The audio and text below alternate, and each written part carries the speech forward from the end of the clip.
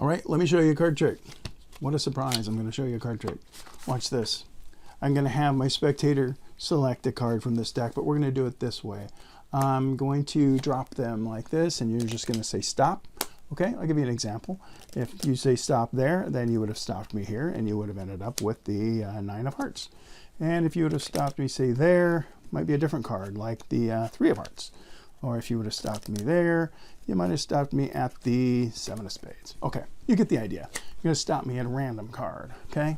So we're gonna go like this, and you're gonna say stop right there. You wanna keep going, you want the next one, you want that one. A little further, okay? Stop right there, okay? That it? Okay, so you stopped me there. You're gonna look at your card. Don't let me see it. They will look at their card. Okay, and then what we wanna do is put it back into the middle of the deck so I can't find it. But it doesn't really matter because I knew what card you were going to pick yesterday when I encased this prediction in plastic. What was your card? The what? Was it the 9 of clubs? That's what I thought. Now, if you're a magician, you know that that is a force. And this video is all about forcing. Now, there's 2 different ways to force. You can force cards with a forcing deck, which is what I just used. Or you can use one of my favorite forces or one of your favorite forces. I've got about 5 favorite forces I'll show you that you can do with a borrowed deck or a regular deck. This is called a mirage deck, just in case you were wondering, and it is a wonderful way to force a card. This deck, the problem with using a forcing deck is it usually only forces one kind of card. This deck always forces the 9 of clubs. So I have to have the 9 of clubs somewhere in my revelation, right? But it's a cool forcing deck, and I love them because they're fun and easy to do. A mirage deck. Now, I'll tell you that a mirage deck is kind of like a Svengali, and if you know what a pop-eyed popper is, that's a similar deck. If a pop-eyed popper and a Svengali had a baby, it'd be a mirage deck. It's kind of a combination of those. Okay, anyway, enough about that, because this video is not about the mirage deck or about forcing decks. It's about forcing with regular cards, because that's really more powerful, because 1, you can borrow a deck. 2, you can force whatever card you want to when you have some good forces. Now, what's funny about forcing is magicians all know about it. But the average person, the average layman, does not know that magicians force things, right? Or if they do, they aren't thinking about it. And so forcing is actually much easier to do than you think, because people don't realize that they're being forced. And probably the most famous and the easiest force in the world is something called the crisscross force. And we'll talk about that as well as 4 other really easy forces. But before we do, let me tell you something I think is really important. When you're going to force a card, the card is usually on top first. Sometimes it's on the bottom. That's another kind of a force. But, you know, it's either at the top or the bottom. Either way, you know where the card is usually. And so what I like to do before I force a card, whatever force I'm going to use, I like to do this sort of retention shuffle. So, for example, if I want to force the 9 of clubs, what do you know? We got that again. That was true magic right there. Okay, so if we want to use our 9 of clubs as a forcing card, ahead of time, I will do a couple of these before I do the trick, because I want them to see that the deck is being shuffled, even if whether I'm saying it or not. And I'm really just doing that retention shuffle, which is a simple thing to do. I've showed it in some of my other videos. But basically, I'm taking this half of the deck and I'm keeping that card or retaining it on the top while I do this. That's the slow motion version anyway. I'm going like this, I'm going like this, and I'm going like this. It looks harder to do than it is. If you practice it, it's super easy. I do it all the time, right? If you don't feel comfortable doing that retention where you're keeping this card with just those fingers, if you don't feel comfortable doing that, another way to do it, it's not bad, it's just to break the cards in half. And so here's the card I'm going to force right here. Just peel off a bunch of these, and before you get down to that, just drop this right back on top, and you're retaining your force card. Okay, so whether you do it that way, you can take a bunch of cards, do a bunch of this, then boom, boom, boom, boom, messy's good, and then throw that back on top, just in one quick move. Don't stop, don't break it. You can retain the cards. Okay, so here's this is called the slip cut. Actually, there's that one where I'm keeping it on top. Or there is this one where I'm throwing it right back on top. Now, I bring that up because if you do that before you force, it just solidifies in their minds. It's more convincing that you're working with a shuffled deck, because you're actually shuffling the deck, except for just one little card that they're going to need in a few minutes, okay? So always start your force, in my opinion, with something like that. Don't make a big deal about that you're shuffling them, just be doing it. It's probably a good time to be starting your trick and saying whatever pattern you're gonna say, and be doing this in the background before you have them then pick a card. Okay, so now you're ready to go. Now let's talk about the crisscross force, the simplest, silliest force in the world. I say silly because once you know how it works, of course, it doesn't look right to you at all. But this professional magicians, I've seen pro magicians working big crowds still using the crisscross force all the time because the way it works psychologically. What happens is we're going to force the top card, of course. What you say is you tell your spectator to cut the cards but don't complete it. Now what I like to do with this is I say, now when you cut the cards, I don't know whether you're going to cut down half or a third or 2/3 or 75%. We don't know. So just cut exactly where you want to cut, but don't complete it. By saying that, I'm solidifying in their mind that this is a random choice. So they're going to cut the cards wherever they want and say, don't complete it. And then we cross it. This is important. And a lot of times we'll say, let's mark where you cut the cards. Not a bad thing to say when you're doing this trick, but here's the most important part. After you do this, you want to pause. You want them to even look away from this for just a second. Say, now look, I don't know whether you cut down half or a third. You got to cut the cards wherever you want. So let's look at the card you cut to. Now, all of that talking was nonsense. It was just a way for them to look away from the deck for just a second, because in that split second, or maybe 2 or 3 seconds, they forget what's going on down here. We're going to say, let's look at the card you cut to. So the crisscross force is all about what you say, because the mechanics are simple. Okay, you cut to this card, right? So again, if we're going to start with our force card on top and say, I want you to cut the cards. Remember, you can cut as deep as you want, a few cards, a lot of cards. We're going to go like this. Okay, let's mark where you cut. Now, see, we stop and we say, you got to cut wherever you want. You could go down 2/3 or half. I don't know what you did, but let's go look at the card you cut to. Now, then you can take this card and let them take it or whatever you're going to do. All those things, like let's look at the card you cut to, let's mark where you cut, you got to cut down to 50%, and then them looking up, that's where the magic is, because the mechanics are dumb. Really, the mechanics are dumb. Look at it with the card exposed. I'm going to have you cut the cards. This is a crisscross force, basically, just the mechanics alone. Cut, cut. Let's look at the card you cut to. See, the mechanics are dumb, but because magic is that way. It's very simple usually. So the crisscross force works because of how you perform it and how you present it to your spectator and what you say. Crisscross force, super easy as long as you do it that way. And again, start with a good little big shuffle. Not even a false shuffle, it's just a retention shuffle. Okay, so that is one of my favorites, even though it's simple. There's also another common force, I'm sure a lot of you know. It's called the Hindu force. And I'm going to add a little thing to it that I learned from a friend of mine that makes it even better. In fact, let's just keep using the 9 of clubs, I guess. When we do a Hindu force is a way to force the bottom card. And it's amazing. Again, this is kind of simple too. The mechanics on this are pretty simple too, because we're just showing them the bottom of the deck when we're done. There's something about shuffling the cards this way that's confusing for people for some reason, right? Because especially when you do it fast. So the way it works is like this. You say stop, they say stop, and then this is going to be their chosen card. Well, it's really the bottom of the deck, but they don't keep track of that because of all of this motion, and again, because of what you say. But let me give you one more thing to say that makes this even better, okay? So I've got my cards here. Again, I could do that false shuffle. This time, since the card's on the bottom, I would either flip it around this way and do it like this. Keep that 9 of clubs there. So I could give it a couple of these. Again, I'm keeping that 9 of clubs there.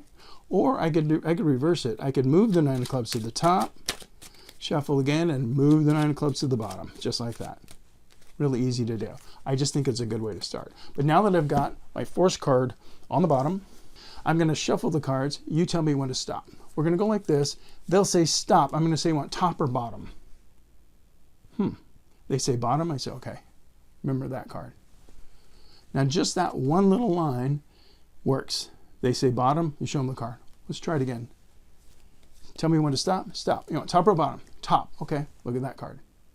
Doesn't matter whether they say top or bottom, you're going to show them this card because this is the bottom of this packet and it's also the top of our shuffling. So it just works. I learned that from a friend of mine recently. I thought that was just the cleverest little addition to the Hindu shuffle.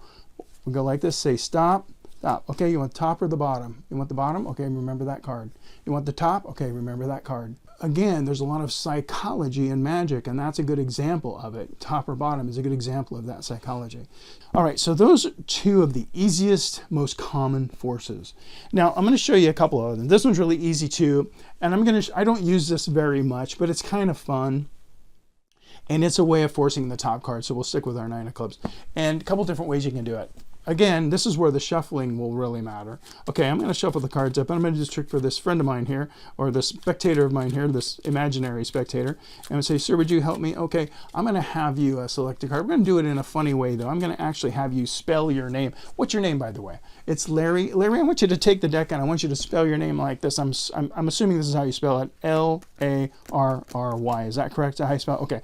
Larry, would you do that? So you hand him the deck, and he spell your name. Put one card down for every letter. He'll go Larry. Okay. And what'd you get? 9 of clubs. That's his card. That's called the count force, and it's really, again, there's some psychology in that too, but the mechanics are simple, and you're just basically giving them the card ahead of time. Here's how it works. You want the card on top, right?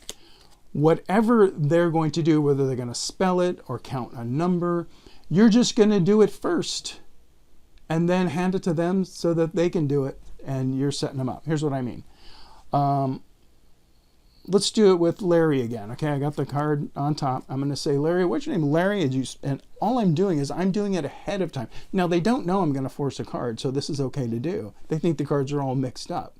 So is it Larry? So look what I'm doing. I'm putting it down. Larry. So I just put the 9 of clubs in the position I want it in when he just does it. He's going to do the exact same thing, but I reverse the card. So he's going to go, okay, again, thinking he's getting a random card, Larry, and he gets it. You don't have to do it with a name. You can do it with a number. You can say, look, we're going to mix up the cards. And let's see, what's your favorite number between 1 and 10? What is it, 7? Okay, here's what I want you to do. I'm going to give them instructions on what to do. You want 7? Here's what I want you to do. Take the deck and go 1, 2, 3, 4, 5, 6, 7. Can you do that? Okay, here you go. I just set them up. I know, I just put card number 7.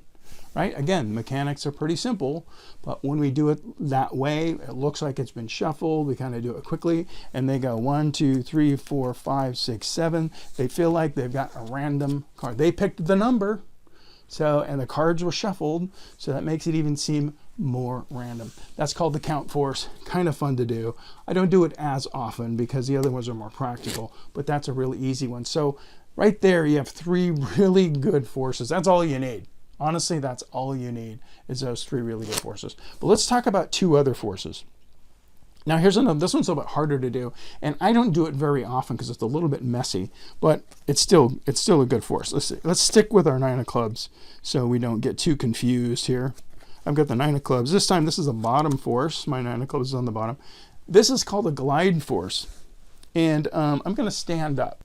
So what you would do is you would spread the cards out like this, and you're going to have the spectator just touch the back of any card, and you tell them that's where we're going to cut the deck. So if they say right there, okay, so we're going to cut the deck right there. I want you to look at that card where you cut the deck.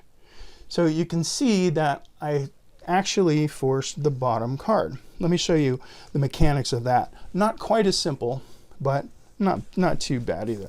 So when we're spreading the cards like this, what I'm actually doing is I'm moving that bottom card. I'm pulling it over here like this with my fingers. And sometimes I'll use this as an excuse, making it messy. I kind of spread it out. Like I said, give me a reason to move that card even more into the middle. Now, wherever they touch, let's say they touch the deck right here, I'm doing this. That's all it is, right? I realize that looks messy. It's good that it's messy because it just looks better and it's easier to do that way. So as I'm spreading them this way, I'm getting set up. I move that card over. So underneath or behind the scenes when I was doing this, I was actually pulling that card over like that, okay? So we're going like this. I'm pulling the card over right there. You can see I'm kind of exposing it there, okay? But what I'm really doing is getting ready to just pull the deck apart. So wherever they put their finger, I'm gonna pull the deck apart like this and say, okay, remember where you cut the deck. That's another important psychological thing to say. Remember where you cut the deck, okay? So anyway, that's the glide force. Takes a little bit more practice. In fact, I need a little more practice with that, but that's a good one. But so that gives you 4. The 5th one, my favorite, I do it all the time. And it is a combination of this retention shuffle that we've been doing. So remember when we've been shuffling the cards like this and we're retaining that top card, that also can be a force. It's called the slip cut force, right? So if we can do this and keep that card on top, then we can also switch it out to a slip cut force like this. Same move. I'm gonna go like this. You say stop, stop me somewhere in the middle of the deck. They'll say stop. Here's what I'm gonna do. I'm gonna take where they stop me and I'm gonna tap this right here. I'm gonna say, now, don't take that one, I can see that one. Take the one underneath it. And they've got the 9 of clubs. Now that's my favorite force because I think that looks great. And all I'm doing is this same little retention move, just like this. You say stop. I'm taking this half of the deck, the top portion. It's hard to do slow, but I'll try. And as I'm tapping it, I'm really getting in a position over here, if you can see through my fingers, to hold onto this card, just like we did on the shuffle, right? But I'm gonna do it like this. You say stop, I'm gonna tap it, and I'm going like this. In slow motion, I'm going like this. Don't take that one, I can see that one. Take the one underneath it, which I just put from the top of the deck. So, again, I'll do it one more time, but this is just something you have to practice. You say stop, tap, don't take that one, take that one, boom. So my fingers back here, these fingers are doing all of these fingers right here, I should say, are holding on to that. When we take this, it's doing that. All right, so that is a great move to know because it's so easy. You can shuffle first like that and shuffle again like that and then say stop. Okay, not that one, but that one. That was all the same move. And we forced the top card. It's very, very cool. It's a very cool thing to know how to do. That gives you 5 forces, which gives you about 50 million card tricks to do. No, maybe not that many, but you know what I mean. A lot of card tricks you can do when you can force a card. So you had the crisscross, the Hindu, the count, the slippery glide, and now the slip cut force. And don't forget to do that shuffling before you force a card. It looks way better. Have fun with those. I hope you invent some cool card revelations by learning how to force cards.